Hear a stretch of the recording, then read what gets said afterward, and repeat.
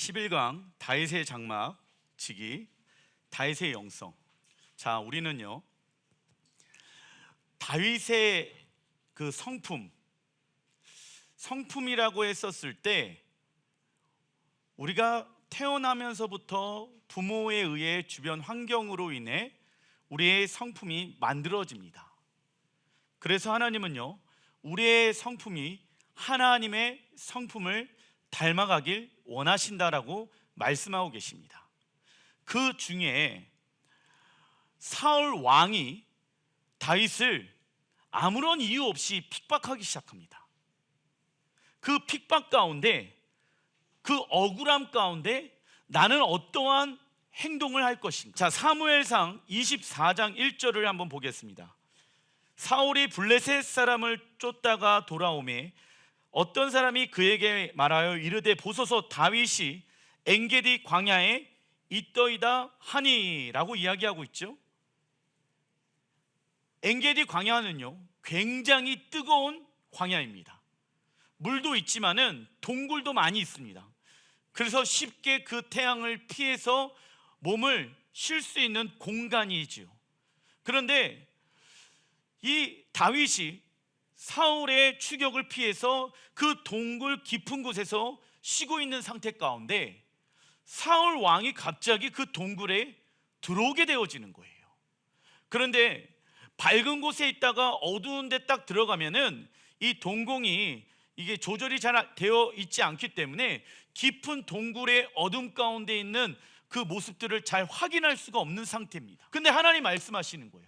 그렇게 하지 말아라. 왜 그렇게 하지 말아라 라고 말씀하셨냐면, 자, 고린도전서 6장 19절 한번 보겠습니다. 너희의 몸은 너희가 하나님께로부터 받은 바 너희 가운데 계신 성령의 전인 줄을 알지 못하느냐? 너희는 너희 자신의 것이 아니라, 20절 같이 한번 읽어보겠습니다. 시작. 값으로 산 것이 되었으니 그런즉 너희 몸으로 하나님께 영광을 돌리라. 아멘. 우리의 삶은 누구의 것입니까? 목사님, 제가 왜 억울함을 참아야 합니까? 내가 왜 이 부당한 대우를 받아야 합니까? 첫째, 나를 그 직장 가운데, 그 가정 가운데, 공동체 가운데, 교회 가운데 보내신 분이 누구이십니까? 하나님이시라는 거예요. 값으로 산 것이 되어졌다. 나의 삶은 더 이상 나의 것이 아니라고 이야기합니다. 우리의 주인은 사단이었어요. 그래서요 그가 원하는 대로 하나님의 말씀을 버리고 거짓된 세상의 말을 의지하면서 살아왔습니다. 그 결과 악한 영에 의해 육체의 욕망을 우리의 신으로 삼게 되어지고 세상적인 일에만 집중하면서 살게 되어졌다라는 것이에요. 그러나 하나님은 우리를 당신의 자녀를 삼기 위해 예수와의 십자가의 은혜를 통하여 값주고 우리를 사단에게서 건져내셨다. 그리고 우리의 주인이 바뀌었다라는 거예요. 더 이상 내 삶의 주인은 내가 아닙니다. 세상은요 자기 주도적인 삶을 살아가야 된다라고 이야기하지만 하나님은요 하나님을 의지하는 삶을 살아가야 된다라고 말하고 있다라는 거예요. 왜 자기 주도적인 삶을 살아가는 게 안 된지 아십니까? 우리가 주인된 삶을 살게 되어진다라고 하면 결국 우리 안에 살아계신 하나님이 거하실 수가 있을까요, 없을까요? 내 삶의 주인은 여전히 난데, 그때 우리가 제일 먼저 해야 될 것이 무엇입니까? 하나님, 나를 여기까지 인도하신 분이 하나님이십니다. 앞으로도 우리의 삶을 인도하실 분이 하나님이십니다. 나는 그것을 믿습니다. 나를 낮추시는 분도 하나님이시고 나를 높이 세우시는 분도 하나님이십니다. 내 힘과 능력으로 높아지는 것이 아니라 당신의 능력으로 높아지게 하여 주십시오. 아까 우리 선교사님이 얘기하잖아요. 자기는 변한 게 거의 없었는데 어느 순간부터 부장님이 보이지 않기 시작하더라. 그리고 그 기간 안에 우리 중훈 선교사님의 실력을 또 하나님의 은혜로 그가 노력함으로 인해서 실력이 향상하게 되어지는 거예요. 자, 그러면서 시편 31편 5절의 말씀 볼게요. 작은 1번에 내가 나의 영을 주의 손에 부탁하나이다. 하나님 앞에 자신의 영을 부탁하는 거예요. 그리고 15절 읽어보겠습니다. 시작. 나의 앞날이 주의 손에 있사오니 라고 이야기하고 있죠. 우리의 앞날이 누구에게 있다? 여러분들 손에 있습니까? 여러분들의 자녀, 여러분들의 미래, 여러분들의 가정이 여러분들의 손에 있다라고 하면 그건 굉장히 불안정한 거예요. 왜? 우리는 미래를 모르잖아요. 우리는 미래를 살아보지 않았잖아요.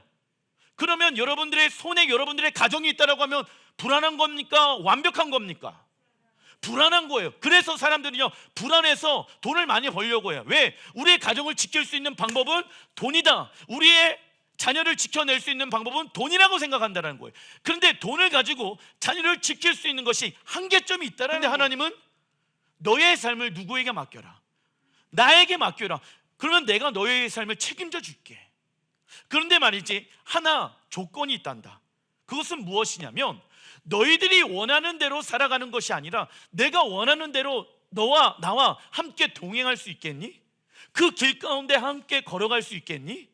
나는 너랑 그냥 문제만 해결해 주는 관계 가운데 머물러 있는 것이 아니라 나는 너랑 인격적인 관계를 맺기를 원한다. 내가 너와 동행하면서 너의 목소리를 내가 듣고 싶고 너의 생각을 내가 알고 싶고 나의 생각을 너에게 알려주고 싶단다. 나의 말은 말이지 좋은 말이란다. 이걸 하나님이 우리에게 말씀하시는 것이죠. 자, 중간 이번에 보게 되어지면 사무엘상 24장 3절에 길가 양에 우리의 이른즉 굴이 있는지라 사울이 뒤를 보고 들어가니라. 다윗과 그의 사람들이 그 굴 깊은 곳에 있더니 다윗의 사람들이 이르되 보소서 여호와께서 당신에게 이르시기를 내가 원수를 내 손에 넘기리니 내 생각에 좋은 대로 그에게 행하라 하시더니 그것이 그날이다 하니라고 얘기하고 있죠. 딱 누가 들어왔어요? 다윗과 다윗의 백성들이 숨어있는 그 엔게디 굴에 사울이 쉬려고 들어온 거야. 그러면 누가 보더라도 죽일 수 있는 기회예요, 기회가 아니에요? 기회야. 그런데 백성들이 그러는 거예요. 여호와께서 당신에게 허락한 일입니다. 빨리 죽이시고 당신이 이스라엘 왕이 되십시오. 누가 보더라도 하나님이 역사하시는 것 같잖아요. 누가 보더라도 이런 하나님의 축복과 은혜의 시간인 것 같잖아요. 그런데 우리는 여기서 무엇을 점검해야 하는지 아십니까? 이러한 복이 하나님으로부터 오는 복인지 아니면 세상으로부터 오는 것인지 우리는 분별할 줄 알아야 합니다. 왜 분별해야 하는지 아십니까? 예를 들어서 불법을 행함으로 인해서 많은 돈을 벌어요. 그러면 그 불법에 의해서 많은 돈은 벌고 있지만 그 벌 때는 기쁘고 좋고 행복하겠죠. 그런데 그 불법으로 인해 다른 사람들에게 피해를 주고 다른 사람들에게 어려움을 주고 있다고 하면 그것은 잘못된 방법이겠죠. 이처럼 동일한 거예요. 하나님의 방법으로 우리가 살아가지 아니하고 세상의 불법을 행하면서 세상의 방법대로 살아가게 되어졌을 때 오게 되어지는 그 복은요, 우리에게 저주가 되어집니다. 왠지 아십니까? 결국 그 불법으로 인해, 불법은요 세상의 법을 어기는 것을 얘기하는 것이 아니라 그리스도인들이 하나님의 법을 어겼을 때 성경은 불법을 행하는 자라고 말씀하고 있죠. 왜 우리가 그 하나님의 말씀대로 살아가야 하는지 아십니까? 우리가 불법을 행하게 되어졌을 때 하나님과의 관계가 점점점 멀어지기 시작합니다. 예수님께서도 말씀하시죠. 불법을 행하는 자여 내게서 떠나갈지어다. 우리가 그분의 말씀대로 살아가지 않게 되어졌을 때 그분은 우리의 삶 가운데 점점점 멀어지기 시작한다라는 거예요. 그러나 우리가 회개하고 돌이키게 되어졌을 때, 즉 하나님의 말씀대로 순종하게 되어졌을 때 우리는 하나님과 동행할 수가 있게 되어진다라는 거예요. 누가 보더라도 지금 사울 왕을 죽일 수 있는 그 상황 가운데 다윗은요, 이거 하나님이 원하지 않는 것 같습니다. 영적인 분별력을 가지고 이야기를 합니다. 작은 이번에 사무엘상 24장 10절의 말씀, 어떤 사람이 나를 권하여 왕을 죽이라 하셨으나 내가 왕을 아껴 말하기를 나는 내 손을 들어 내 주를 해하지 아니하리니. 자, 뭐라고 얘기합니까? 사울 왕을요, 내 주인이요,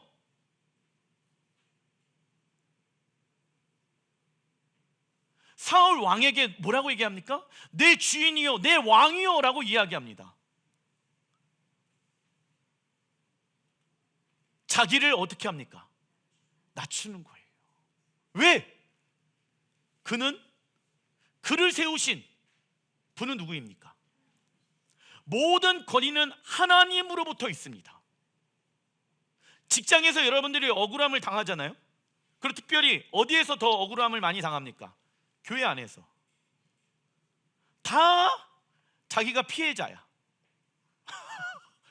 목사님, 저 집사님이 나에게 뭐라고 얘기한지 아세요? 목사님, 저 권사님이 나에게 뭐라고 얘기한지 아세요? 다 누가 피해자예요? 내가 피해자야. 그런데 그때 우리가 억울함을 당하잖아요. 억울함을 겪잖아요. 저한테도 억울함을 당하실 수도 있습니다. 억울해. 그래서 억울함을 겪게 되어졌을 때 일반적으로 많은 사람들은 교회 안에서 억울함을 당하잖아요. 교회를 떠나는 경우들이 굉장히 많이 있습니다. 그러나 그것은 성경의 방법이 아니에요. 왜? 인생 살다 보면 억울한 것을 많이 겪습니까? 조금 겪습니까? 근데 그때 하나님 말씀하시는 거예요. 내 억울함을 먼저 호소하기보다는 먼저 낮아져라. 싫어요? 내가 높아지면요, 주님이 나를 높이실 수가 없어요. 자, 왜 낮아져야 합니까? 주님이 역사하시기 위해. 이게 하나님의 방법이에요.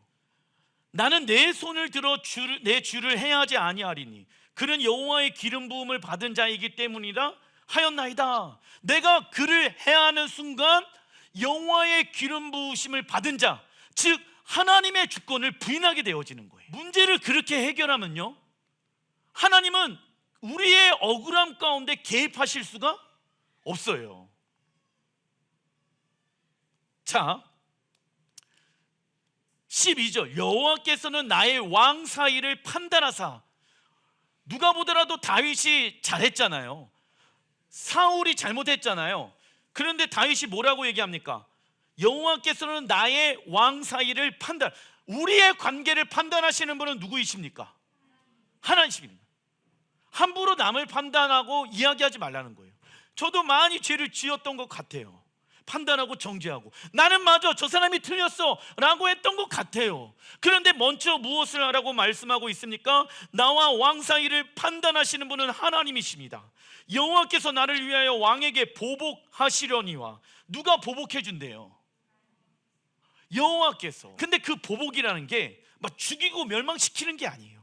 그의 마음을 부드럽게 변화시키시고 그에게 긍휼의 마음을 부어주시고. 할렐루야. 그러한 모든 일을 행하시는 분이 하나님이시라고 얘기하고 있는 것입니다. 15절 읽어보겠습니다. 시작. 그런즉 여호와께서 재판장이 되어 나와 왕 사이를 심판하사 나의 사정을 살펴 억울함을 풀어주시고 나를 왕의 손에서 건지시기를 원하나이다 하니라. 아멘. 이처럼 다윗은 재판장 되신 하나님께 우리의 모두를 위한 올바른 답을 내리시라고 결정하는 고백을 하게 되어집니다. 사울과 다윗 모두를 위한 올바른 답을 내리시는 분 오직 하나님밖에 없습니다. 근데 우리는 어떠한 결정을 내립니까? 우리 모두를 위한 결정이 아니라 내 자신만을 위한 결정을 내버린다고. 억울한 일이나 부당한 일을 당하게 되어졌을 때 먼저 재판되신 하나님께 우리의 자신을 맡겨드리며 무엇을 인정해 드려야 합니까?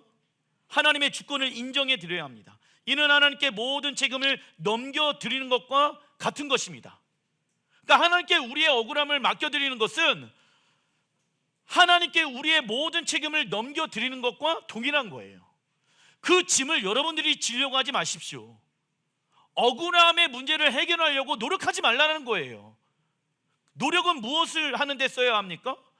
우리의 모든 주권을 하나님께 맡겨드리는 노력을 해야 된다는 거예요. 근데 우리는 그거 안 해. 하나님도 아시죠? 김 집사가 나한테 어떻게 했는지. 자꾸 자신의 억울함을 호소하려고만 한다고. 하나님께 우리의 모든 문제를 가장 좋게 가장 합력하여 선을 이루시게끔 그 문제를 해결하시는 분은 하나님이십니다. 하나님께 그 모든 주권을 올려드리는 노력을 해야 된다고. 왜냐? 로마서 12장 21절에 읽어보겠습니다. 시작. 악에게 지지 말고 선으로 악을 이기라. 아멘. 이는 하나님의 역사하심을 우리의 상황 가운데 초청하는 일이 되는 것입니다. 중간 3번 사무엘상 24장 16절. 사울이 이르되 내 아들 다윗아 이것이 내 목소리냐 하고 소리를 높여 울며 울고 있는 거예요. 내가 나 선대한 것을 오늘 나타냈나니 여호와께서 나를 내 손으로 넘기셨으나 내가 나를 죽이지 아니하였도다. 보라 나는 내가 반드시 왕이 될 것을 알고 이스라엘 나라가 내 손에 견고히 설 것을 아노니 라고 이해합니다. 사울은요 다윗의 진실함과 선함을 인정하게 되어집니다. 그리고 사울은 울며 자신의 죄를 고백하며 하나님이 다윗을 돕고 계심을 인정하며 다윗을 축복하고 그가 승리할 것을 예언합니다. 그는요 그러나 하나님의 말씀으로 돌이키는 회개를 한 것이 아니라 무엇을 한 것일까요? 왜 울까요? 자기 연민인 거예요.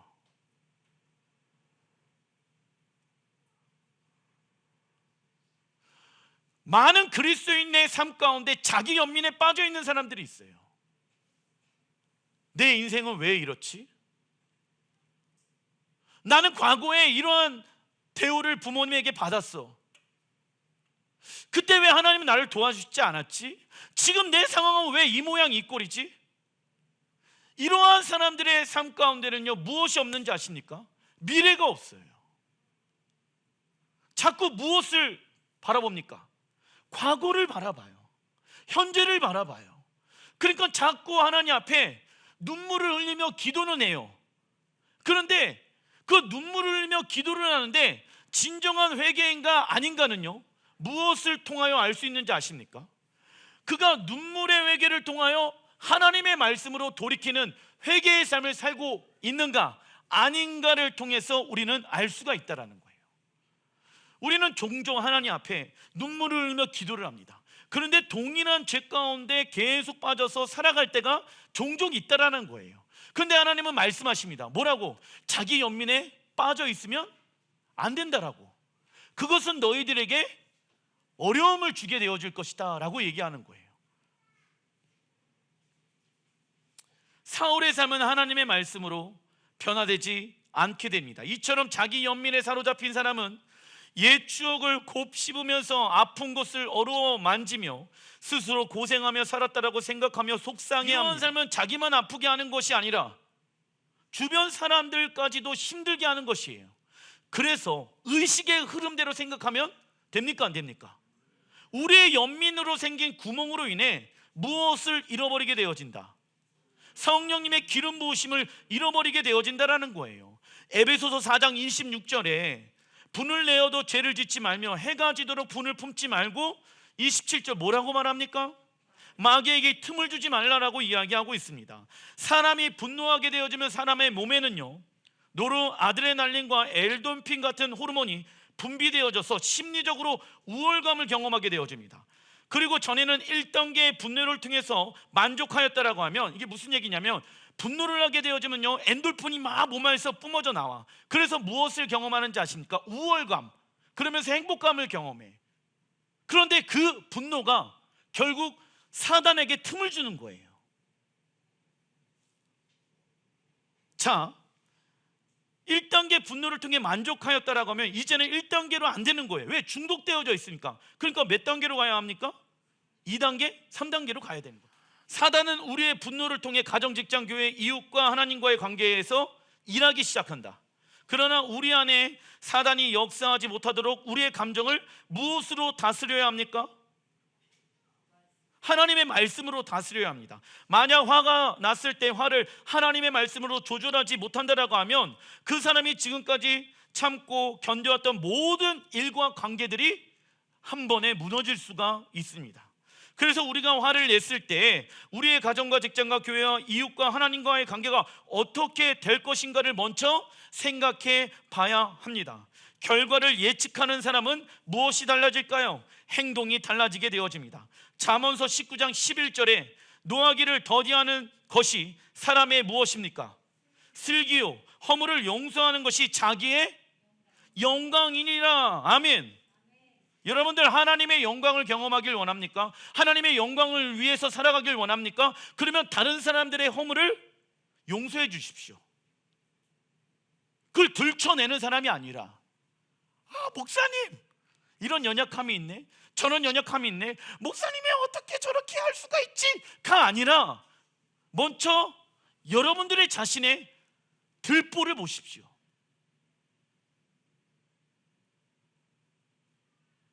나도 하나님의 은혜로 요만큼 변화되어졌는데, 내가 바라보고 있는 내 이웃, 교회의 성도들 다 누구의 은혜가 필요합니까?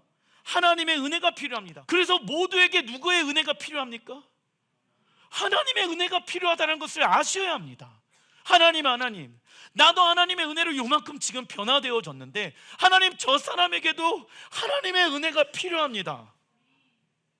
하나님, 그 사람에게 은혜를 부어주십시오. 그런데 하나님이 그러한 사람들에게 자기의 영광을 주시겠다라고 말하는 거예요.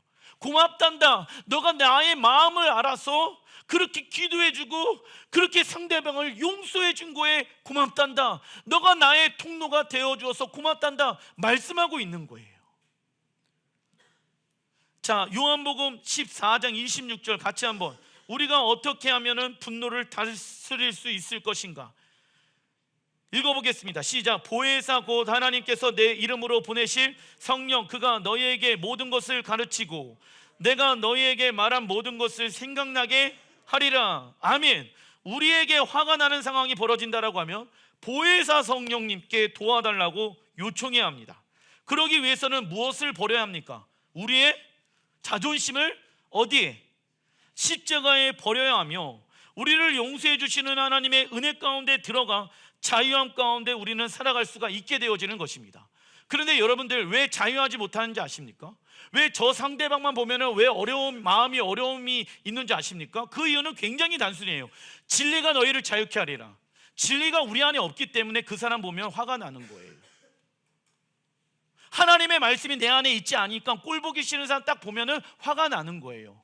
그런데 진리가 우리 안에 있는 사람들은요, 자유하게 되어집니다. 사랑할 수 없는 사람을 사랑할 수 있게 되어지고, 용서할 수 없는 사람을 용서할 수 있게 되어진다라는 거예요. 왜? 진리가 우리를 자유케 합니다. 믿으십니까? 기도하겠습니다.